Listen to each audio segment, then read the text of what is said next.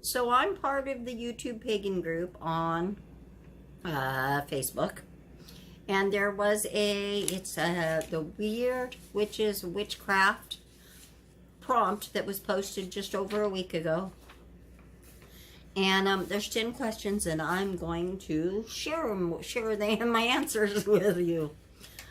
So number one is animism part of your spiritual practice?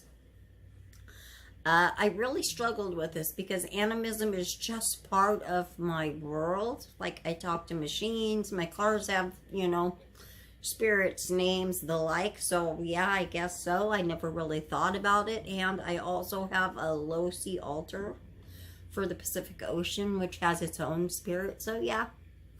I wouldn't say specifically, but more just in general.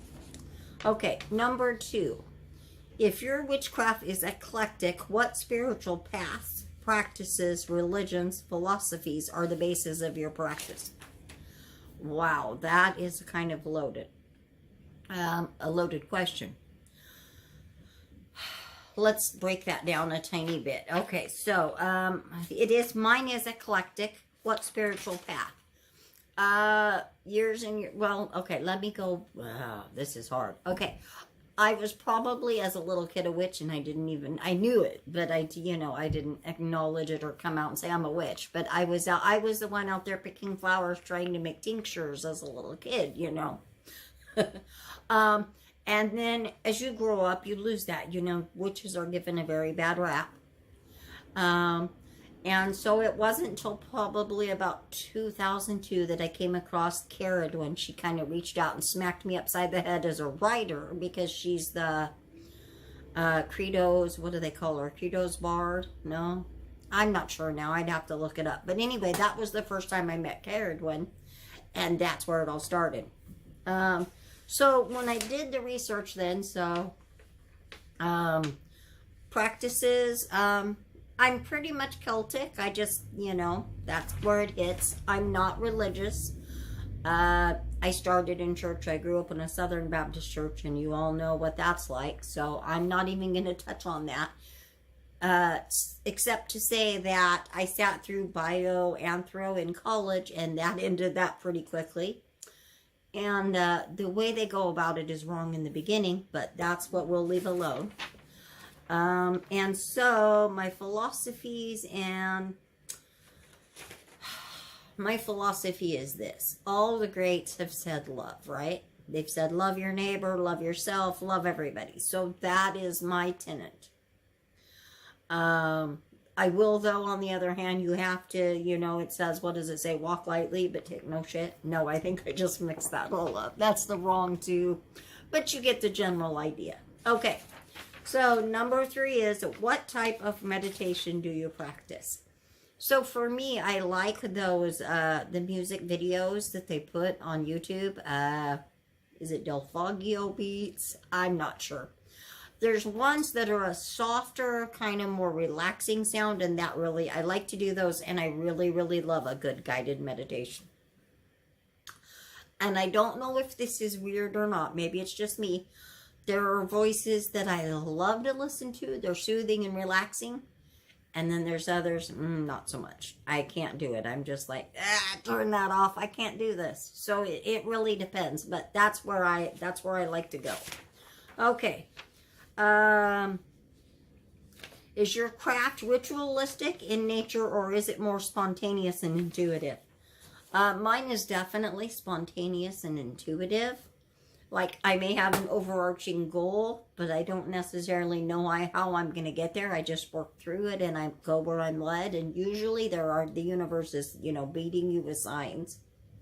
But it's the same with my writing. I'm totally a pantser. I can't do a heavy outline and then it takes all the creative freedom out of it. And I think it's the same with spiritual practice. I do rituals, but they're very intuitive and I'm kind of in the moment. I don't sit and heavily plan out what's going to happen. I just go with what strikes. So, yeah. Okay. Do you have an altar? If so, what is the overall theme? What sort of items do you keep on it? If no altar, where do you perform most of your workings? I do have altars. I have a working altar, a unicorn altar, a writing altar, an ancestor altar, a fae altar, a loci altar, and the newest one is a fox altar. So altogether I have 7. And I tell you what, once you open that door, oh my goodness, they each serve their own purpose. Like my writing altar has my dragon statue, a teacup. I'm very oriented by the directions. That plays in, for me, that makes sense and plays into it. I have my loci altar over here. You can't actually see it, but I have like sand that I brought back because it's for the Pacific Ocean, my favorite place in the whole world. I brought back a little thing of sand, so I have a little cauldron with sand from the Pacific Ocean. I have water in the west. I have some feathers from the seagulls. And then down at the north, or up at the top north, which is earth, I have like shells I found and bits of sea glass and things like that. My fox altar has Charming Mr. Fox. I have my cards on there. I have a candle, of course, and then an offering dish and things like that. The same with the unicorns. They're all unicorn-related items that I've picked up. I don't think I've bought anything really new. Well, 1 or 2 little things. But most of it are like Goodwill finds and things I had. My working altar has my actual bigger cauldron and most of my crystals. My ancestor altar is all like my ancestors. I have one of the sugar skulls. I have an item of each of theirs that touches their spirit. So it's like a connection. So there's that. Okay. I think that's everything. Okay. 6. What type of divination do you practice most often? Least often or not at all? So most for me is oracle cards. And I look at those as kind of the gateway drug. Like, I'm also doing tarot, but I'm not near as proficient with tarot as I am with. It's more of a learning.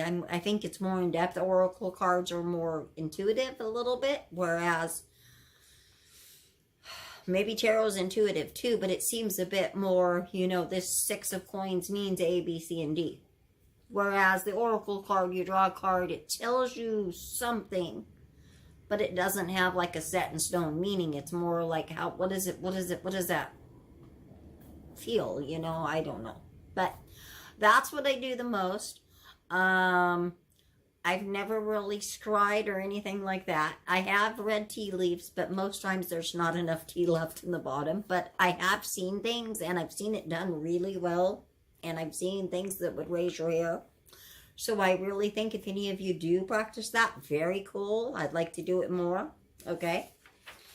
Okay. 7. What 5 words describe your craft? Okay, this is another one that I kind of struggled with. So, creativity would be at the top of the list because that's like one of my mini labels. Spontaneity. So creativity, spontaneity, spirituality. I had these all like figured out and now I'm totally blowing my brain.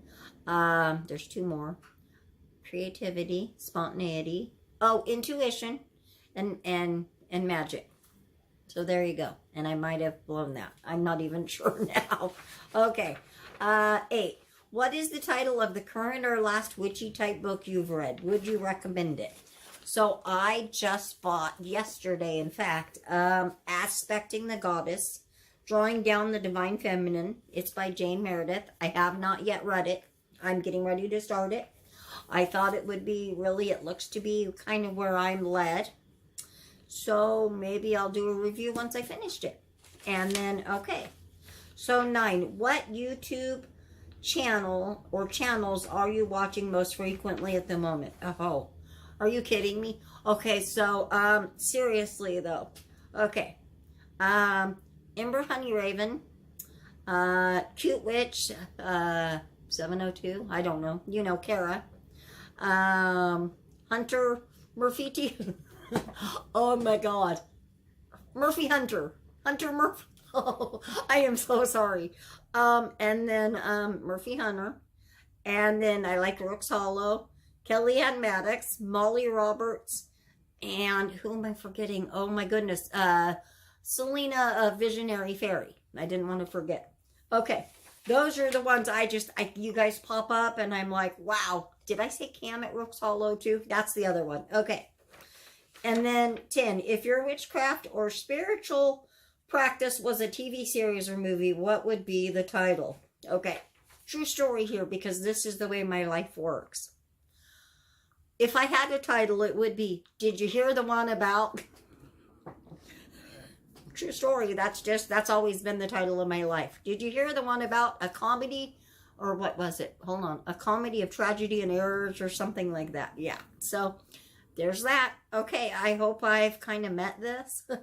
It's been interesting. I haven't done one of these before, so I'm kind of new to it.